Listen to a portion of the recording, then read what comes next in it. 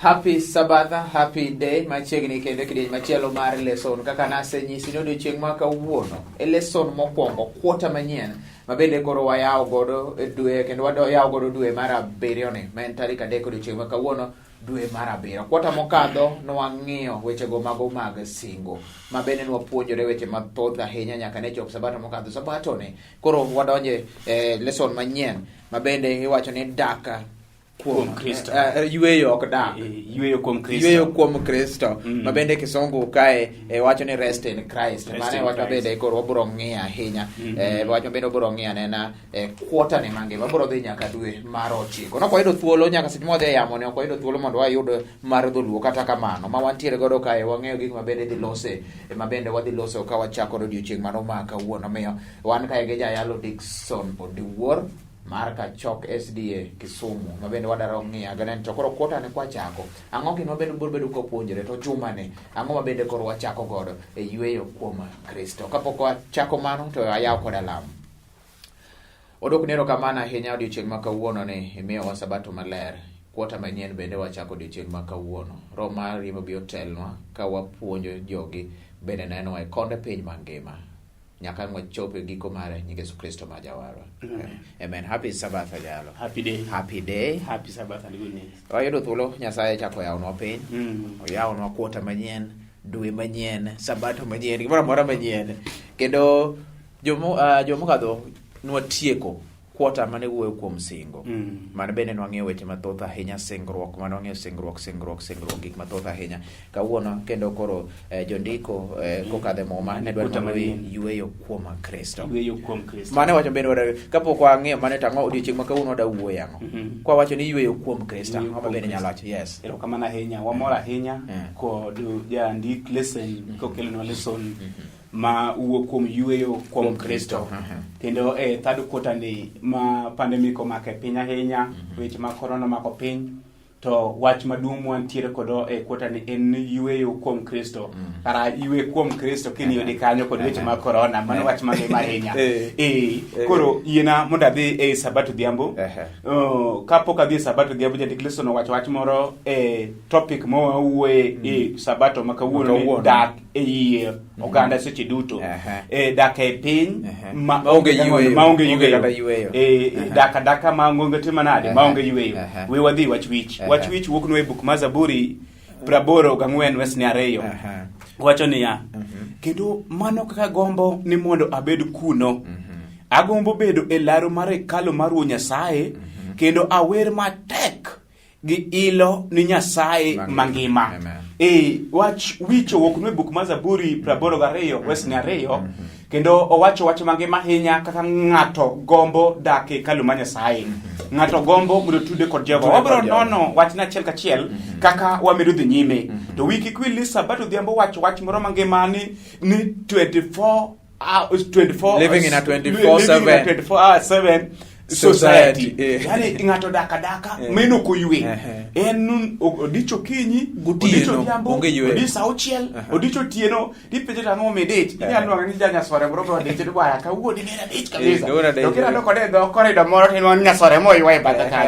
Ja dwo bedo dich no dich ni we aringa ne bia center kama modatim nade modalajwa. Koro wadhi nwang'o kaka dhano kawuono dich. Kendo gidich ahinya mineno ka ng'ato dich kod Google laptop, ng'ato dich kod computer, ng'ato dich kod kine. Koro dhano dich mine kata kini tie town kae Kisumu kae joko moko ni Kisumu we wakoni Kisumu cha. Ng'ato dhi ot ng'ato duogo town. Yani wuok ne sa 11 dok e ot to ng'ato jomoko ra dogo ka duogo. Iwinjo gino ka gini gidhi town. Gisono dhano ringo mana kamae. Koro wadwa ng'iyo kaka ntiere kaka dhano dich. To bende ntiere gimoro miluongo ni yweyo. Bende bang' dich. Bende yweyo nyalo betie. Mano mi jandik lesson wacho wach moro weche 3 mangima. Ni adwaro yweyo moro. Ogolwa story moro iye kanyo moko wadhi somo nikech kinde. To wach mangima manong'e iye kanyo ni bang' pek mag odiochieng' to jandiko no wacho ni adwaro yweyo moro bang' shughuli momake matek.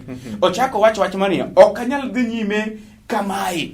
Nyiso ni kalure kod pek mag odiochieng' kaachiel kod jony moko wadhi neno mbele, to jandiko ne wacho ni ok onyal dhi ang'ono dhi nyime kamano. Ngimawa ng'eny gi rush hours. Japuonj lesson ngimawa ng'eny gi rush hours kabisa. Meno onge seche ma ng'ato nyalo timo nade, ng'ato nyalo yweyo. Wadhi nono weche achiel kachiel. Koro jandik lesson tieko Sabato dhiambo wacho niya, how do we find rest bang' pek mag odiochieng'? Bang' pek mag odiochieng', bang' dich mag odiochieng'. Erokamano kete mana kanyo kuom medo dhi nyime e lesson ma kawuono wan e third quarter. Erokamano ahinya jayalo kendo lero kanyo maber ahinya ni en dak e piny monge yueyo, yani sate sama iparo ni nyalo dhi yueyo to nitiere ng'at machielo bende timo madwaro ma bende man dhi e tich. Sani wadhi kafi mosebedo goro for more than 1 year. Dhiyudo ka seche ma kafi go bende joma tiyo, joma keto chik ni mondo bende gimbe gitiyo sechego. To ok ni godiochieng' ginindo, godiochieng' bende gitiyo. Te joma tiyo gotieno essential workers bende. Koro nyime penjo kanyo tere kaka wayudo yueyo kotie kanyo bang' kadho magi, nikech iyudo wacho ni ngima waduto te en mana bende osiko mana gi gik ma bende koro miyo wadwa ni watim sate obed osuptal, obed teacher, obed kata kidhi ng'iyo gimoro e duka, obed gik ma bende time school. Iwacho ni mago gik ma bende koro miyo ngima osiko ma bende kantiere. Obro ng'iyane to yueyo ere kaka bende wanyalo yudo. Jalo Sunday kata odiochieng' mano mokwongo ma inyisowa kanyo ni worn and weary, ma bende kwa loko maber gi dholuo, nanyiso ni dholuo lesson ma dholuo kendo mojony mol kendo mojony king'iyo wang'e tino king'iye tino kojony. Mae ma bende wada ng'iyo anena, nyiso ni kata obedo iwacho ni muma mar wuok ariyo wesne achiel nyaka adek. Wanying'e en gima onyiswa kanyo ko odiochieng' mano mar iwacho kama Ruoth Nyasaye notieko chweyo polo gi piny kod gik moko duto te mantiere. Chieng' mar auchiel Nyasaye notieko gik moko duto manotimo eka noweyo tijene duto mi oyweyo chieng' mar abiriyo. Nogwedho chieng' mar abiriyo kendo nowale mondo obed maler, nikech chieng'no ema noyweyo bang' chweyo gik moko duto. Mane wes ma bende koro miwa iwacho ni to karang'o miyo Nyasaye mone nyalo mondo koro ochwe odiochieng' mar yweyo kapok ji bende notimo ang'o nool. Ing'eni ochweyo to kapo nikech wanyayudo ni kano osechweyo dhano ochweyo dhano odiochieng' mar abich mar auchiel bas odiochieng' mar abiriyo noketo ni mar yweyo. Nyiso ni dhano ni pok otiyo to osechweyo odiochieng' mano mar yweyo. Koro mane penjo jayala ang'o ma bende wanyalo yudo kae? Mol kendo mojony. Nyiso ni polo nong'eyo ni jony moro nyalo bet. Polo nochako ng'eyo ni olo moro bende nyalo bet. Jandiko moro wacho ni kikwe mondo tich bare ndasi eka mi yudo mwandu mang'eny. Dhano moko yie mar mondo ti makata yie kata tho e tich en otiyo. Koro bedo kamano. Koro wafwenyo ni mol kaachiel kod mojony. Kendo mana ka japuonj mokwongo osewuoyo e buk mar chakruok achiel, buk mar chakruok ariyo, wesne achiel nyaka adek owacho weche mangima ahinya, machala kobedo kaka thor mar subject mangima mwadwa puonjore wigni mangima, to ahinya e Sabato ma kawuono. Penjo moro wuok, penjo mangima kabisa ma japuonj mokwongo wacho. Ang'o momiyo Nyasaye nochweyo odiochieng' yweyo kapok wabedo mool? Ang'o momiyo Nyasaye nochweyo odiochieng' mar yweyo kapok wabedo mool? Ng'iso ni odiochieng'ni ni kod gimoro iye. Kendo kaka nwamed nyime kod lesson wadhi neno nengo moro mar odiochieng'no. To yiena mondo wang'iye kaka olo moro nyalo bet kaachiel kod jony moro nyalo bet. E thuolo ma Nyasaye chweyo odiochieng' mar abiriyo, to nitiere gima oketne mopogore kod odiochienge mamoko. Ang'o moketne mobedo go mopogore odiochienge mamoko? Noketne mak moro. Mak moro nitie ma noketne ma ka ng'ato nyone mana ni to neno nosenyono e gima opogore ahinya kod gima nomol. Mano miyo ng'atno mong'eyo nengo mar odiochieng' mar abiriyo kachopo odiochieng' mar auchiel osebedo kod mood moro mopogore kod mood mamoko. Kata ka en johala to chako mana kaka onyalo loro mondo odhi orwak Sabato.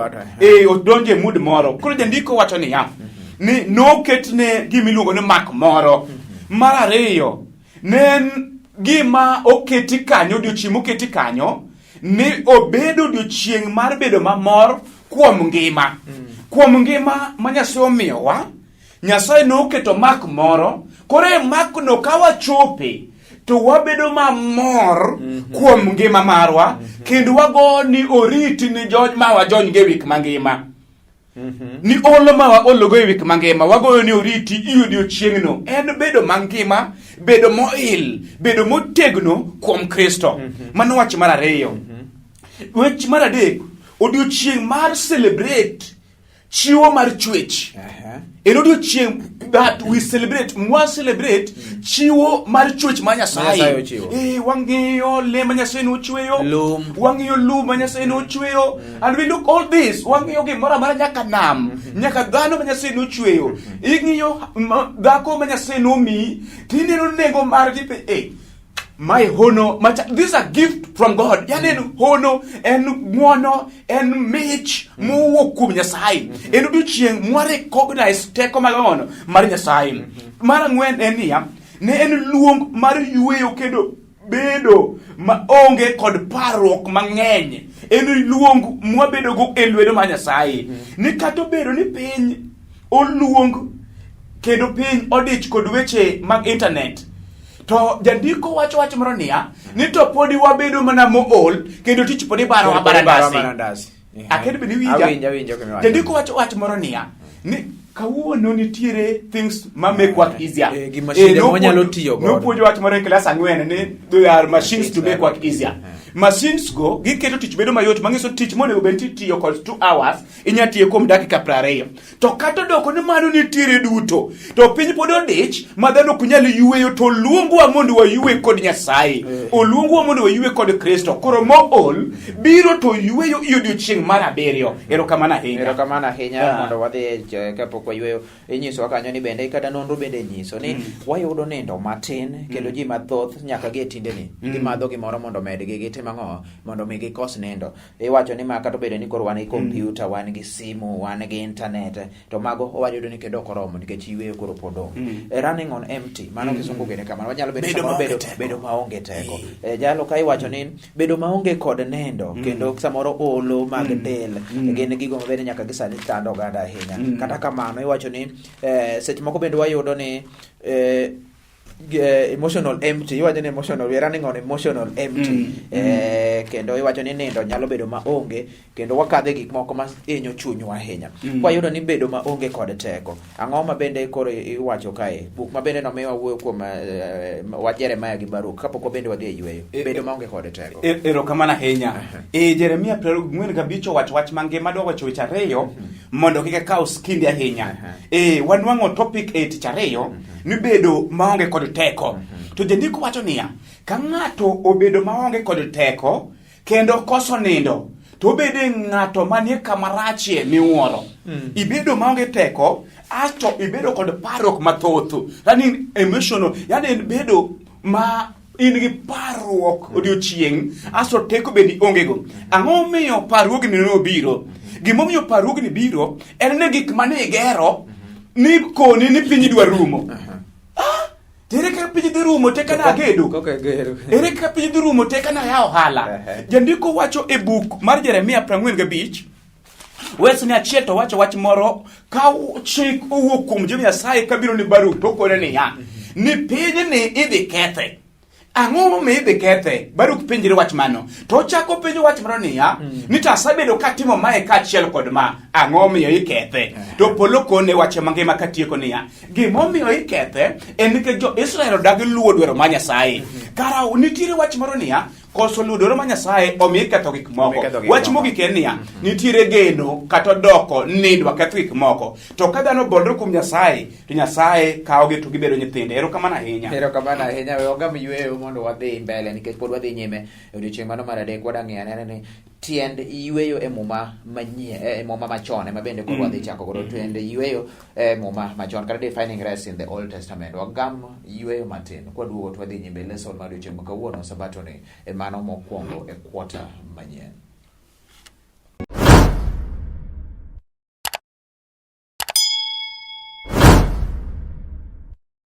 Machiegni kendo e kidieny mar ariyo ma watieko godo tielo mar ariyo mar lesson. Ng'e ni odiochieng' ma kawuono wang'iyo yweyo kuom Kristo. lesson mabende wachaka yanga odiochieng' mano ma kawuone quarter ne waseng'iyo kanyo bende weche mathoth ahinya mabende koro wachako godo kogamo yweyo kanyo wayudo wer mowuok kuom Angel Singers mowero ni Fananishwe. Jalo kane pok wagamo yweyo wang'iyo kanyo bedo maonge teko, bedo maonge kod teko. Koro wadang'e anena tiend yweyo e muma machon kata lero yweyo e muma machon. Ng'e nikech nwasedo wuoyo kuom yweyo quarter ne mangima. Wadang'e ni yweyo ni muma machon gole nang'o to muma manyien bende gole nang'o. Iwacho ni mano wacho bende koro inyisowa kae, iwacho ni e kinde duto te en gima ne ayanga ni wadwaro yweyo mabende mane omiyo koro nyaka iwacho ni koro thuon wach mar yweyo ne en gima iyude e muma te.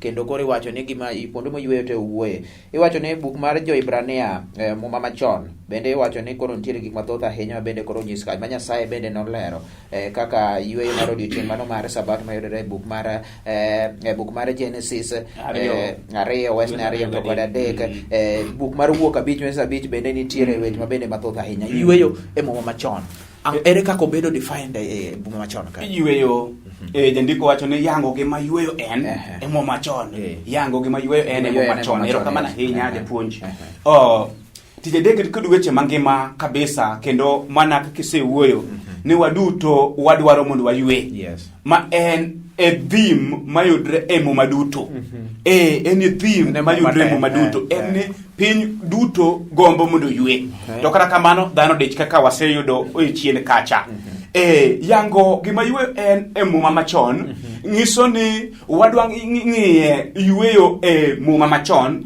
mondo wang'e bende yweyo nodeki e muma machon chal kagima wadhi nyime maber. Gimomiyo wadhi nyime maber en chakruok 2 wesni 2 nyaka 3 nowacho wach moro kuom yweyo ma Nyasaye wuon ema nokuongo timo nadi nokuongo yweyo to noyweyo odiochieng' mare noyweyo odiochieng' mar 7 mano wach mangima mwanwang'o kanyo kendo kanyo anwang'o rest kata yweyo kata bedo machiegni gi Nyasaye ahinya mano anwang'o iye kanyo. Yiena mondo wachal jok malenge ni yweyo nitiere mane Sabato kende. Tadwa wacho ni yweyo nitiere nyaka tije mwatiyogi kata mana kisebedo modiochieng' to kochopo dhiambo onego beni yweyo nitiere gimiluongo ni yweyo onego beni yweyo. Yiena mondo wach ni e buk mar Kwana 10 wesne 35 nyaka 36 wacho ni pile kane sanduku muma wuok to Musa ne kon Nyasaye mondo timo nade mondo amalo ka sanduku muma wuok to Musa kon Nyasaye ni koro amalo ngiso Nyasaye chako tich mare Nyasaye dhi nyime koro tich to kane sanduku muma chung to Musa ne wuok ngiso Nyasaye ne ya koro ywe akedi winjo ngiso sanduku muma ko wuok to Nyasaye amalo to sanduku muma ka koro yweyo tawinjo ka Jehova kaachiel kod Musa wach moro niya koro ywe. Wach machielo malango yweyo en buk mar Ayub ma kisomo buk mar Ayub 3:13 to wach mangima niya ni Ayub yango tho kaka yweyo kara tho ma ng'ato dhige bur liel o en yweyo to yweyo korito biro mar Kristo mar 2 mano yweyo mano wach mangima mantiere iye kanyo. Jandiko chako wacho wach moro e buk mar Wuok 20 wesne 11 to wacho niya ni Ruoth notieko chwech chieng' mar 7 mino yweyo odiochieng' mar 7 no Ruoth nochieko tich manotiyo odiochienge mag odiochieng' 6 to kanochopo odiochieng' mar 7 Jehova notimo nadi no yweyo. Jandiko wacho wach mogik matiekogo ni Joshua bang' kao piny kaka Nyasaye nochike piny nokwe. The word piny nokwe en niya piny ne kod tungni to ka Joshua kawe ng'at Nyasaye to piny no yweyo. Ngiso niya yweyo wuok kuom Nyasaye ka Joshua kao piny mane kod tungni. Omiyo yango gima yweyo en e muma machon ng'eny ahinya mokwanyal puonjo kawuono kende nikod weche mathoth ahinya. Omiyo nitiere gima iluongo ni yweyo to wadak e ka e piny mar 24 hour 24/7 24/7 society dhano dicha ywe matin ero kama ahinya. Wayudo puonj kanyo Old Testament nyiso ni machon bende wayudo ni yweyo gik mathoth ahinya. Yweyo Job kata Ayubu kendo namora ahinya gi patno wacho ni mar ka dine atho e kindeno dikora yweyo maber. Yweyo tigo godo kaka ni kare ni okawe kaka mano matho bang' wayudo bang' tich bende buk mar Deuteronomy bende kanyo no wayudo kanyo bende iwacho ni kanyo nitiere siem ma bende koro nogol ne kanyo nowacho ni ne jo-Israel ni nok gibi yudo yweyo e kuma bende ne gidhi exile kuchocho. Mago bende iwacho ni koro yweyono chal ni en gima bende koro tigo maber ahinya Old Testament. Wang'eyo ni New Testament kata Muma Manyien yweyo obedo defined nang'o kata oti kode nade e buk mano manyien. Kanyo bende ko jayalo yweyo e Muma Manyien. Ero kamano ahinya. Wantiere e tich ang'wen kawa lawre kod sa ahinya kendo yweyo e Muma Manyien ng'iso ni kara ok en Muma machon kende ema yweyo nitiere to nyaka Muma Manyien bende yweyo nitiere. To jandiko wacho ni yweyo ondike kata gi Kisongo ni rest, relax, refresh. Ngiso ni kaka neno ka modho pini seche moko refresh mos iwinjo. Eno bang' tich mapek tikawo chiemi moro ichamo kanyo mos ka itimo nade kiyweyo mane nitiere iye kanyo bang' odiochieng' mobedo kod weche mapek. Mathayo 11 wesne 28 wacho niya biuru ira unduto mojony kendo mugangoro mapek mondo yweyo. Ngiso ni yweyo nitiere kuom ng'a? Kuom Yesu.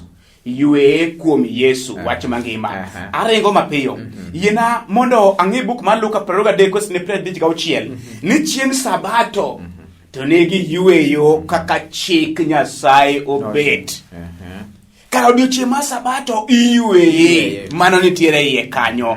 Kara yweyo nitiere odiochieng' mar Sabato. Wach mogik nitiere buk mar Mariko 6 wechne 30 nyaka 32. Ni joote Yesu noduogo ire monyise gik moko duto mane gisetimo kendo gipuonjo. Ne oyudo ji biro kendo wuok mang'eny ahinya ma Yesu nigi joote ne ok nyalo yudo thuolo. No ginyalo yudo thuolo kata mana mar chiemo.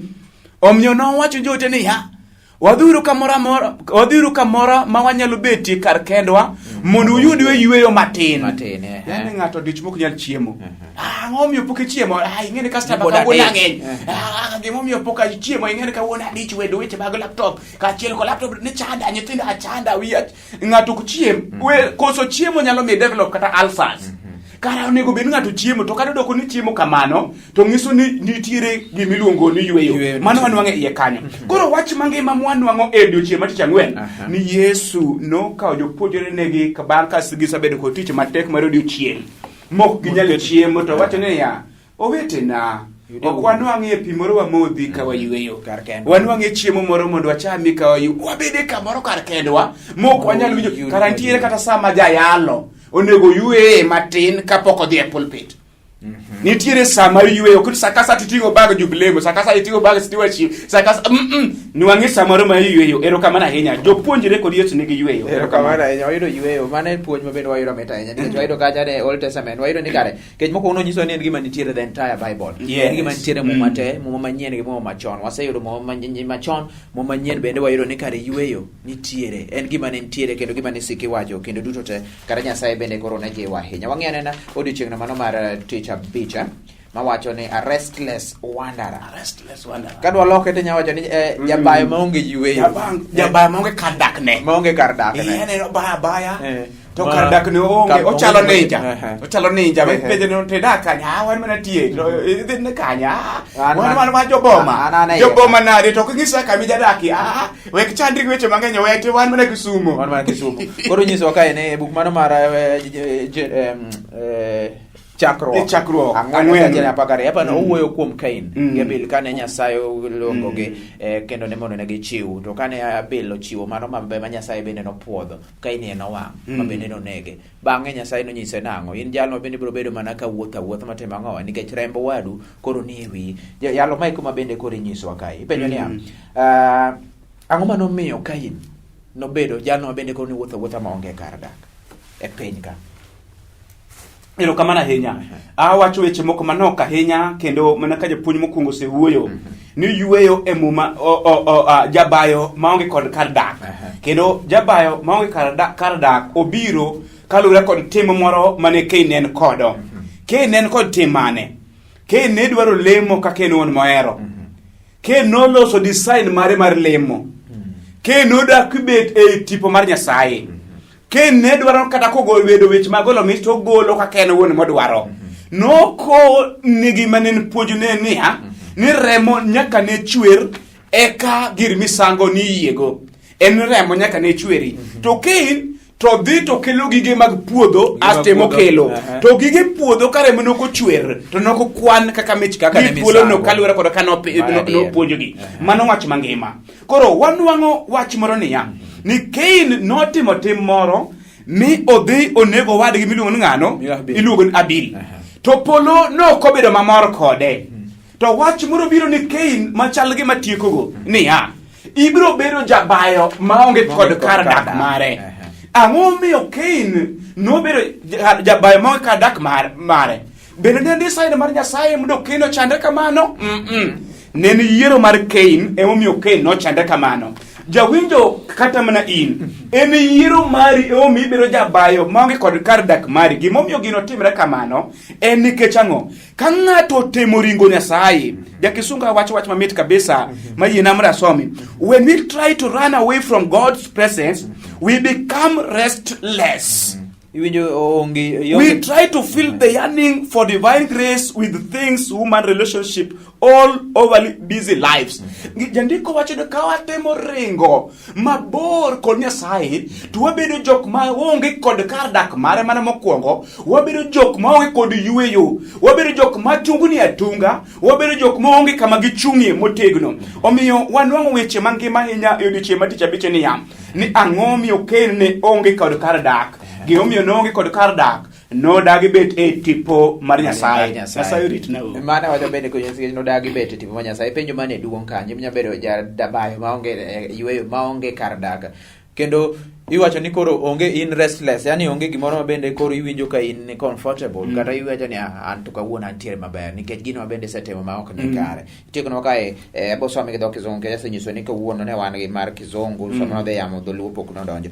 Kain started to build a dynasty and a city. Both are great achievements and speak of determination and energy. But if it is a godless dynasty and a rebellious city, it will ultimately amount to nothing. Winjo ka onge Nyasaye ka en gino mabende samoro bende Nyasaye ok okete machiegni to bro bedo dhi nono. Mana ka Kain mare no bende nodhi chiwo ma Nyasaye bende nokopuodho. Habil nodhi kod mano mane kare. Nyiso ni omiyo Kain koro nobedo gachiedh nade mathoth ahinya. Emochopo kode giko mar chako lesson yueyo kuom Kristo. Kawuono ne wan mi introduction kech ne wadonjo e lesson mar quarter manyien odiochieng' ma kawuono. Koro miyo bende isewinjo mag mabiro bedo kwa ibudo yueyo kuom dweche adek mabiro nyaka chop tarik 24. En tarik 24 dwe mar 9 kanyo bende koro biro tieke lesson mano mabende wantiere e godo. Chop e giko mar lesson mar dweche mokoro. Ng'eny joma manyien kendo wadhi donje e tielo machielo mabende wabiro ng'e ma dho Kisungu kae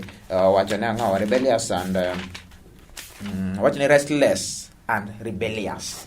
Mane wacho bende koro biro ng'e joma manyien gi dholuo bende wabiro migo kaka obiro kete e yono makare. Chop e giko mar lesson wan ge Jayalo Dickson Odiwuor tieko no kod alam kapok wadhi nyime.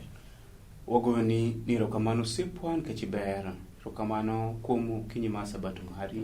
Tindo yude kod tinende jedwa kito gi lweti.